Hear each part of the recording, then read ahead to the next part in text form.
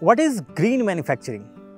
Green manufacturing is basically the renewing of production process within, or you can say that establishing of environmental friendly operations within the manufacturing field. In other words, it is basically the greening of manufacturing, where the workers use fewer natural resources, reduce pollution and waste, even reuse the other materials, and finally their moderate emission during the entire manufacturing process.